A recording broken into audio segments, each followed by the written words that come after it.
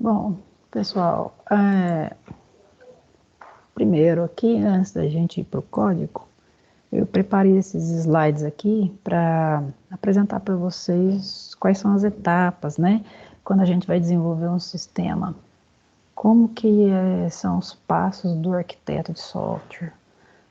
Então, acho que a gente tem que primeiro ter essa visão de arquiteto de software.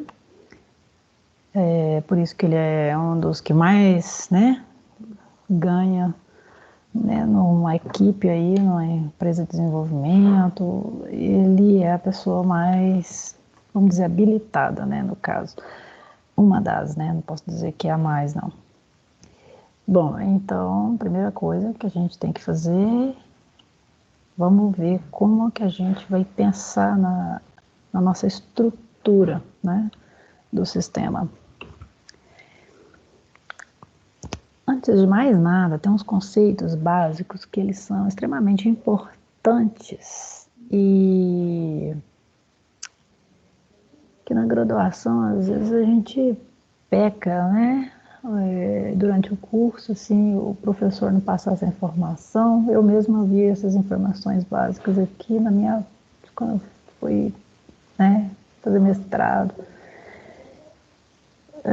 Bom, então esses conceitos básicos, antes de mais nada, é encapsulation, né, que seria encapsulamento, information hiding, que é uma maneira de você esconder as informações. Eu gosto muito de usar information hiding, eu acho que eu nunca vi ninguém falar em português escondendo informações. E modularidade, tá? Bom, então dando, né, o início aqui, o que seria esse encapsulamento? Nada mais é que quando você, né, faz um planejamento dos seus sistemas ali, cada parte dele, componente, serviço, módulo, né? Cada parte do seu sistema ali não deveria, né, depender de uma outra parte interna ali, detalhada lá, de outra, né, como é que fala? Uma parte A, por exemplo, não deveria depender da parte B, né, em questões de implementação. Ou seja, a gente conseguir, quando você desenvolver um módulo do sistema, você conseguir encapsular tudo dentro dele, ele ser completo, vamos dizer assim, tá? Então, o objetivo nada mais é que, quando você, vamos supor que você tem o módulo A, B, C e D no seu sistema. O objetivo é que, quando você mudar o módulo A, você fizer alguma atualização, seu sistema já está rodando, né? Aí, a hora que você fizer uma atualização no método, por exemplo, do módulo A, você não tem que adaptar, fazer nenhuma mudança nos módulos B, C e D. Tá? Então, isso seria o quê? Isso são mudanças locais. Ripple effect, que a gente usa muito isso, ou propagação de mudanças, né? Que a gente usa. Ripple effect, não sei se vocês conhecem, é o seguinte: você tem uma água, aí se você jogar uma pedrinha na água, a água está paradinha, né? Não tem nenhuma ondulação. Se você jogar uma pedrinha, ela vai gerar uma ondulação ali, tipo um círculo, e vai expandindo, né? Até ela sumir. Tá? Então é por isso que eles usam esse termo na engenharia de software. E propagação de mudança realmente você aplicou uma mudança ali e essa mudança propaga para outras partes do sistema, tá? Information hiding nada mais é que você não liberar interfaces de todos os seus métodos da sua classe, por exemplo, para outras classes. Então, o objetivo é, imagina que você tem uma classe ali, imagina que ela tem uns 10 métodos. Imagina se você deixar todos esses 10 métodos abertos para as classes de fora. Tem uma série de desvantagens delas, uma complexidade, né? Quem vai dar conta de usar essa classe? Não sei, quando o sistema vai crescendo muito, começa a ficar bem complicado de usar, né? Fica complexo de você saber, e agora? Será que aquele método ali que eu vou usar, ele executa uma tarefa completa? Será que ele é só uma parte de um método mais como é que fala? Um outro método que executa, vamos dizer, um conjunto de tarefas, né? Então, é importante a gente sempre manter uma interface bem definida e enxuta, né, dos nossos módulos. E modularidade. Bom, os módulos dos sistemas, eles têm que ser de maneira que você pode aplicar mudanças, pode reusar, né?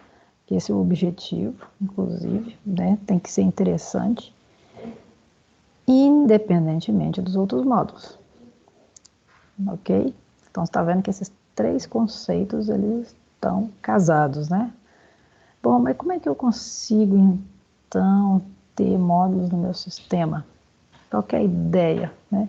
Você simplesmente tem um sistema completo, você vem, particiona ele, tendo várias partes do seu sistema, projetando ele, e aí você consegue trabalhar neles em paralelo, de maneira que a hora que você trabalha numa parte, o outro desenvolvedor trabalha no outro, e nem ninguém fica travado no trabalho, por exemplo, né? Por quê? Porque eles são independentes. E aí, quando você consegue particionar seu sistema em módulos, cada um vai ter uma tarefa específica e completa, ok? Tá? Isso é importante. Bom, então o que nós vamos fazer aqui, né, nesse tópico de microservices? Que microservices aqui nós vamos usar o Spring Boot, né, e Docker. Vamos containerizar esses serviços. Bom, então aqui, gente, vocês vão aprender como definir uma arquitetura, que isso seria o que? O trabalho do arquiteto de software.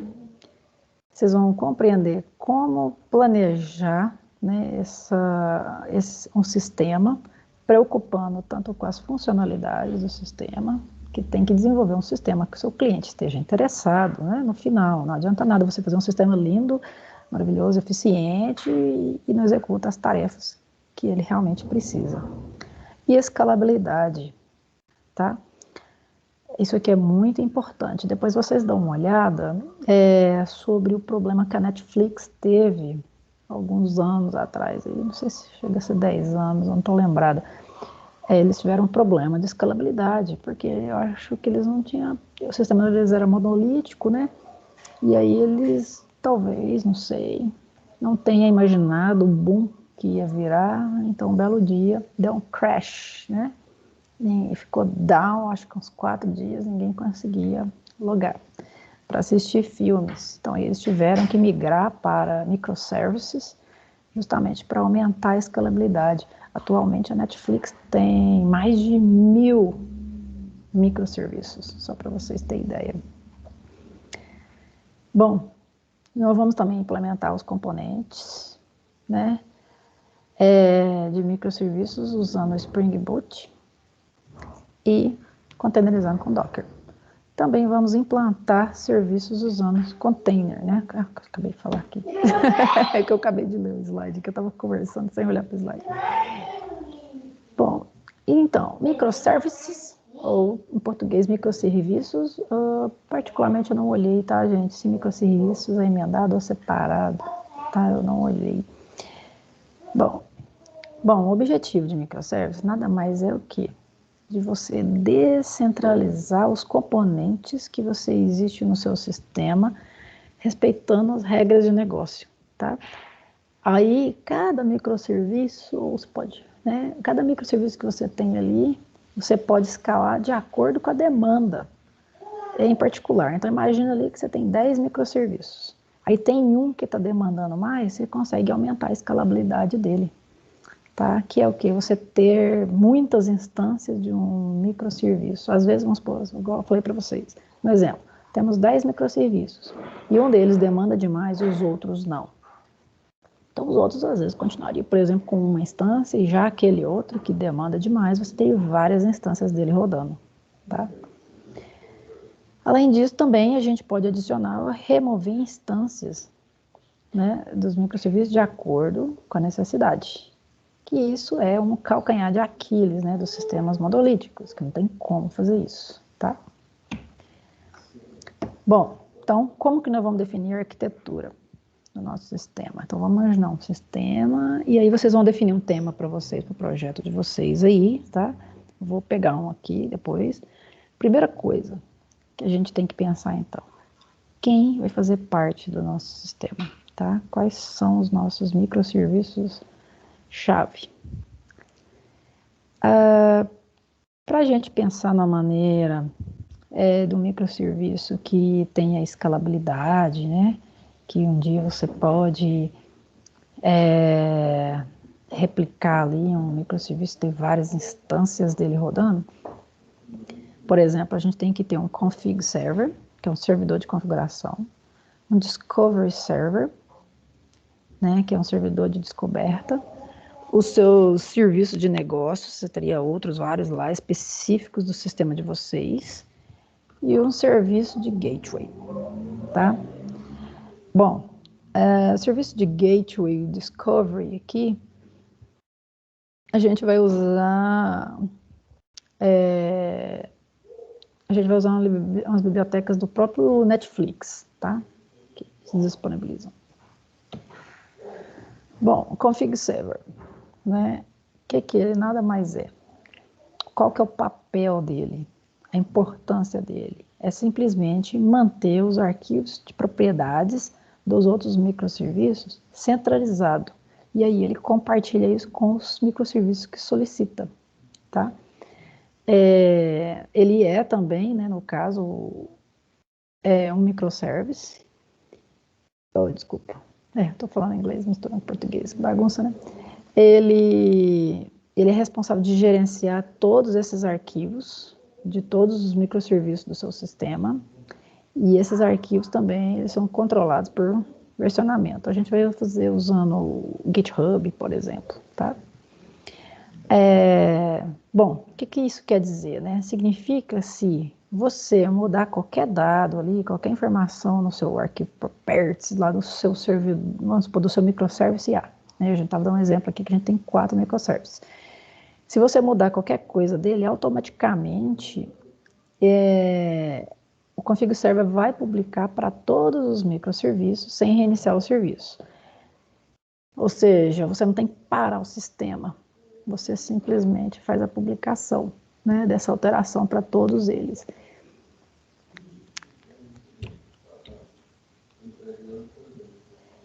Bom, então como que a gente vai fazer isso? Como que, né, no caso, esse servidor de configuração faz, né? Bom, cada microserviço, ele vai entrar, vamos dizer, entrar em contato com o config server para pegar as informações ali que ele precisa. Bom, e aí quando isso acontece, para isso dar certo, funcionar, ele tem que ser um componente altamente disponível, ou seja, ele não pode falhar. Se ele ficar down, os outros também vão ficar down, né? Porque não vai adiantar nada. Então, com isso, a gente geralmente tem mais de uma instância rodando para esse config server, ok? Ou seja, nesse caso aqui, a gente vai ter mais de um container rodando para ele. Agora, o Discovery Server. Vamos usar então o Eureka, né? Como eu tinha falado com vocês, né? A aplicação, no caso ali, o seu programa ali, se ela está usando uma arquitetura microservice, ele pode ter então o quê? Muitos containers para o mesmo microserviço. Foi como eu comentei com vocês, a gente tem 10 microserviços lá no seu sistema e um deles exige maior escalabilidade. Eu imagino ali que, sei lá, vamos supor que a gente tem, vamos pensar pequeno aqui no sistema para não ficar aumentando muita complexidade, vamos imaginar que a gente tem 5 instâncias daquele microserviço que está demandando muito. Tá, então aí o que acontece? Em tempo real ali, de acordo com que você vai gerando novos containers, né, que está demandando mais containers daquele microserviço, Cada container tem seu IP, né? Então, esse IP é o quê? Ele vai lá, registra, eu acho que eu já estou contando para ele aqui para frente, não, né? Ele simplesmente vai o quê? O Eureka Discovery vai lá, ele consegue te mostrar, ó, esse IP tal pertence ao determinado microserviço ali, aquela instância, tá? Então, ele tem um controle disso tudo para gerenciar. Ó, eu estava passando os carros dos frente dos bois aí, bom, e aí, qual que é o problema, né, de a gente ter várias instâncias, igual eu pensei aqui, 5 instâncias de um microserviço. Como que você vai rastrear, né, essas instâncias todas de um serviço? Imagina aumentando a escalabilidade passando para 100 ou 1000, né? E aí, como é que você rastreia isso? Então, onde a gente precisa desse Discovery Server, né? Para poder gerenciar, né? Então, ou seja, imagina então, de acordo com que os containers vão sendo gerados ali, eles vão lá e avisa por Discovery Server, falando para ele, ó, eu existo, né? Então aí ele vai lá, né, que ele é um gerente nesse Discovery Server, então ele vai lá e guarda essas informações para controlar essas instâncias. Então, vamos supor que às vezes um serviço você desfez dele agora, porque ele não está precisando, por exemplo. Aí o gerente que eu coloquei aqui, esse gerente Discovery Server, tá? E nada mais é o quê? Que ele vai lá, tira o registro daquele serviço ali, e tá ok, pronto, acabou, tá? Ou seja, ele não vai depois fazer nenhuma chamada para um serviço que não existe mais, tá? Ele está sempre atualizado. Bom, então, e se caso os outros serviços estiver precisando de comunicar entre si, eles vão chamar esse serviço, né, do Discover Server, para poder pegar aqui, a instância de outro serviço. Ele segue mais ou menos o quê? Na mesma linha de raciocínio do Config Server. Ele tem que estar altamente disponível, ou seja, ele teria que ter mais de uma instância, tá? Porque ele não pode ficar down, né? Então, se um serviço desse Discovery ele tiver down, os outros microserviços não conseguem comunicar entre si. Já era. Então, nesse caso, a gente também precisa de múltiplas instâncias desse serviço, ok? Do Discovery Server. Escrevi errado aqui, agora que eu vi, já foi. Depois eu vou corrigir. Bom, e o que seria então, né? Pensando aqui agora, o que seria esse serviço e esses componentes que eu estou falando desde o começo, né?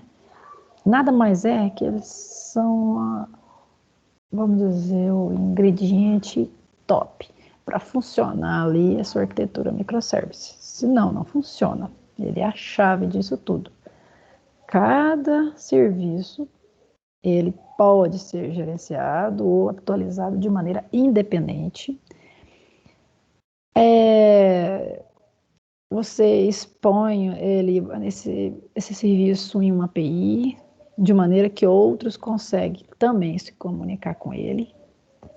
Consequentemente, você vai estar aumentando a modularidade do seu sistema e diminuindo acoplamento. O que seria acoplamento? Acoplamento seria, por exemplo, a gente estava falando lá daqueles modos A, B, C e D, né? O acoplamento é o A depende de B, o B depende de A, o A depende de B, o B depende de C depende de A, tá? Imagina um grafo, né? Vocês acho que já viram ou estão vendo teoria dos grafos? Então, imagina um grafo ali com alto acoplamento, né? Tá? Então, o objetivo é você cortar esse acoplamento, as arestas, né, entre os vértices do grafo. Bom, como é que a gente obtém isso? A ideia é, você pega então suas regras de negócio, quebra ela em pequenas features que sejam independentes, mas que elas sejam completas, tá? Porque se você mudar alguma coisa ali naquela feature implementada, Você não tem que adaptar mais nada. A mudança acontece só ali dentro, localizado, tá? Mas elas devem comunicar entre si, que se não se comunicarem também não adianta nada. Não resolve o seu problema, né? Seu programa não vai ter comunicação de uma parte com a outra. Então, quando a gente faz isso, deixa eu ver que eu passei. Deixa eu só ver aqui onde eu parei. Tá.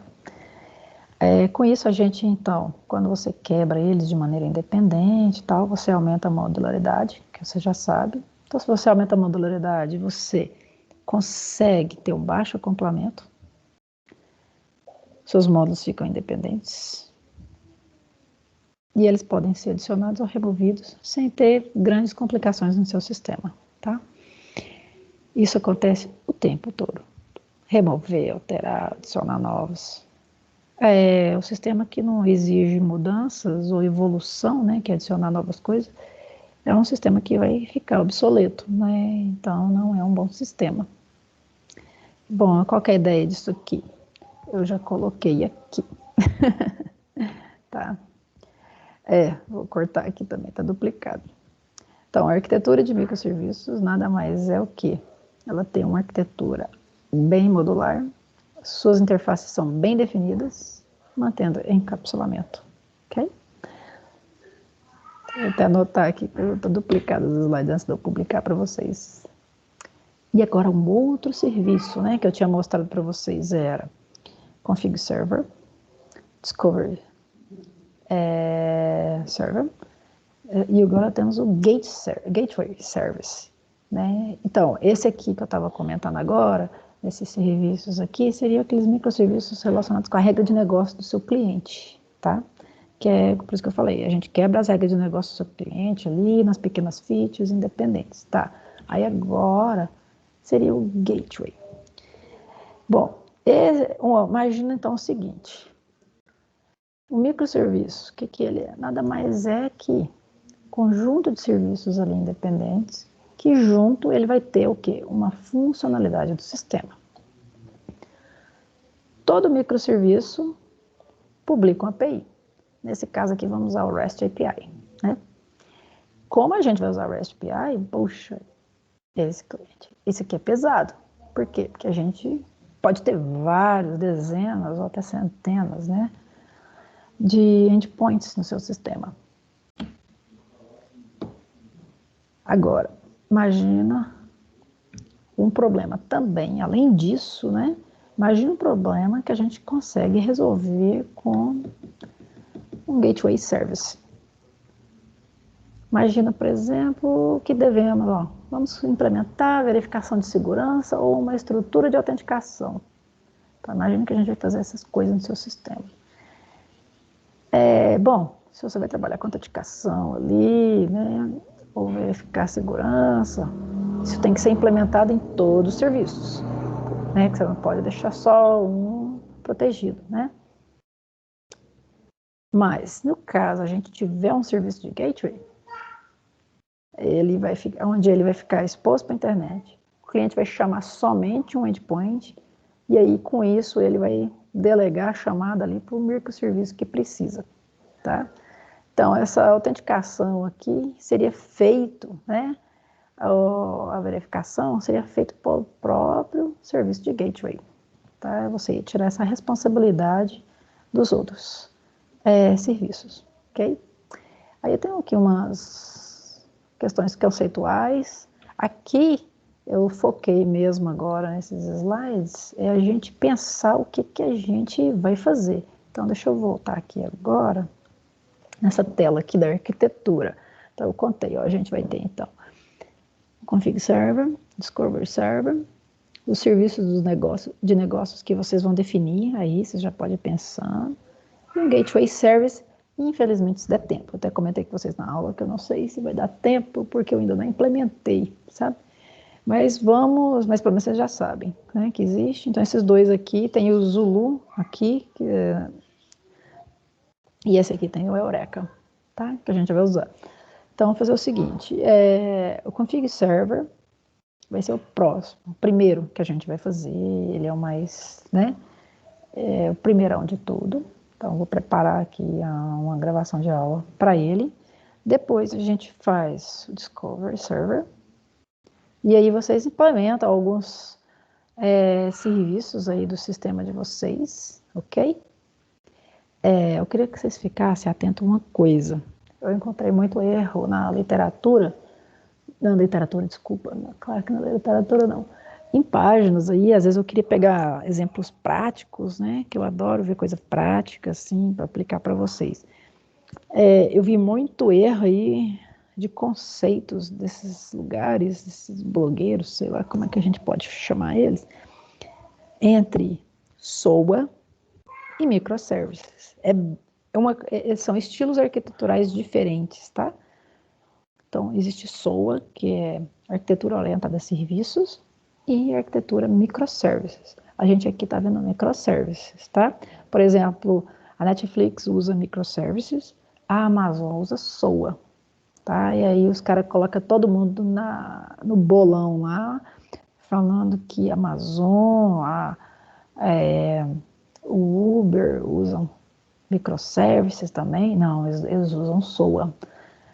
Tem um escopo, né? A comunicação entre os serviços é diferente, seria mais robusta.